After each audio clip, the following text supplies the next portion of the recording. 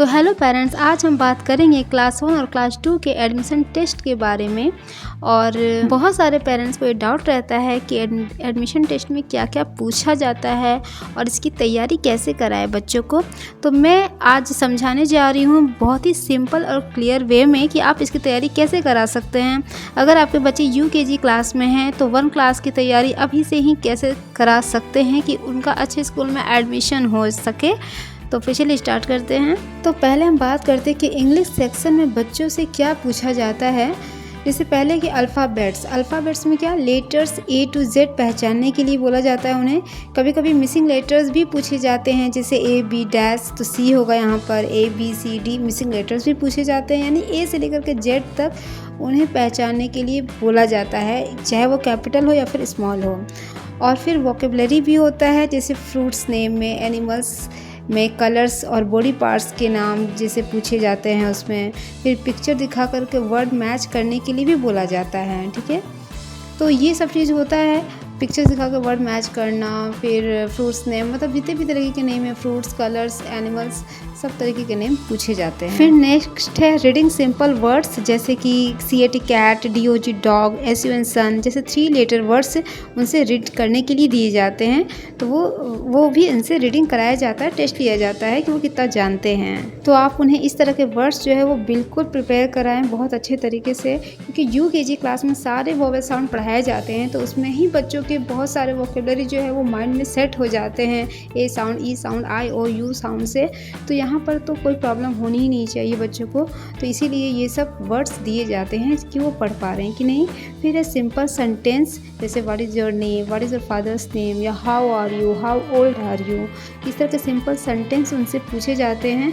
तो इसकी भी आप प्रिपरेशन ज़रूर कराइए।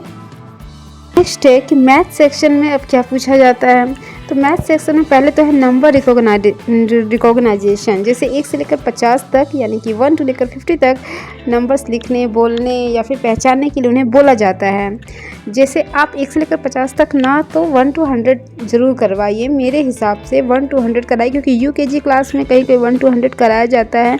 तो क्लास 1 के लिए तो ज़रूरी है कि 1 to 100 ही कराया जाए। तो उतने नंबर तक आप उनकी पूरी प्रैक्टिस कराइए, लिखने की, बोलने की और नंबर्स को पहचानने की। तो ये चीज़ ज़रूर कराएं। फिर है मिसिंग नंबर्स, जैसे कि 1 2 3 4 दे दिए जाते हैं, मिसिंग फिल करने के लिए दिए जाते हैं। 1 से लेकर 20 तक दे सकते हैं, 1 से लेकर 50 तक दे सकते हैं फिल करने के लिए। तो मिसिंग नंबर की प्रैक्टिस करानी है, आप इस सब को वर्कशीट के ज़रिए ज़रूर प्रैक्टिस कराएं। फिर है एडिशन एंड सब्ट्रैक्शन, जैसे कि 2 + 3, तो 2 + 3 2 लाइन खींचा 1 2, या फिर फिंगर्स पे उन्हें ऐड करना सिखाएं। जैसे 1 2 2 फिंगर्स निकाला, फिर 3 फिंगर्स निकाला अदर हैंड से, और फिर टोटल काउंट किया। तो इस तरह से उन्हें ज़रूर प्रैक्टिस कराएं फिंगर से। और साथ ही साथ अगर लिखने के लिए दिया जाता है तो उन्हें फिर लाइन ड्रॉ करके प्रैक्टिस करानी होगी। फिर है काउंट द ऑब्जेक्ट्स, फिर जैसे एप्पल का पिक्चर दे दिया या चेयर्स का, किसी भी थिंग्स का पिक्चर दे दिया, और फिर उसमें बोला गया कि उसमें कितने थिंग्स है, मतलब अगर एप्पल का पिक्चर दिया तो उसमें कितने एप्पल्स हैं। काउंट करने को बोला जाता है, लिखने को भी बोला जा सकता है, ठीक है, ये चीज़ हो गया। फिर है शेप्स और पैटर्न्स, इसमें सर्कल, स्क्वायर, ट्राइंगल पहचानने के लिए भी बोला जाता है। साथ ही साथ सॉलिड शेप्स और सॉलिड शेप्स यानी कि क्यूब हो गया, क्यूबॉइड हो गया, और कोन हो गया, सिलेंडर हो गया, ये सॉलिड शेप्स हो गए। तो उन्हें भी पैटर्न के लिए पैटर्न दिया जाता है कि नेक्स्ट क्या होगा, इस तरह से। तो ये चीज़ भी प्रैक्टिस आप ज़रूर कराइए।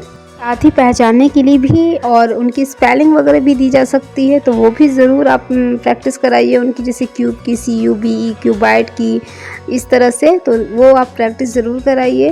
और साथ ही आप पैटर्न की भी प्रैक्टिस ज़रूर कराइए कि नेक्स्ट क्या होगा।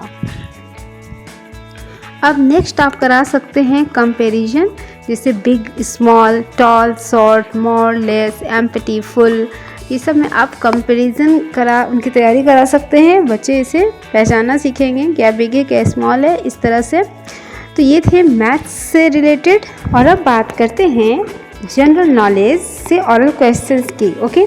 तो इसमें बच्चों से पूछा जाता है, जैसे what is your name, what is your father's name, what is the name of your school, identify colours animals body parts by pointing, मतलब कलर को वो आइडेंटिफाई करवाएंगे, एनिमल्स को आइडेंटिफाई करवाएंगे, बॉडी पार्ट्स को आइडेंटिफाई करवाएंगे कि ये कौन से बॉडी पार्ट्स, ये कौन से एनिमल्स हैं, ये कौन से कलर्स हैं, पॉइंटिंग करके, ठीक है। और फिर साथ ही साथ इन्हें रैम्स भी पूछा जाएगा, कुछ भी जैसे ट्विंकल ट्विंकल, जॉनी जॉनी, या बहुत सारे जो भी पॉपुलर रैम्स हैं वो उनसे पूछा जा सकता है।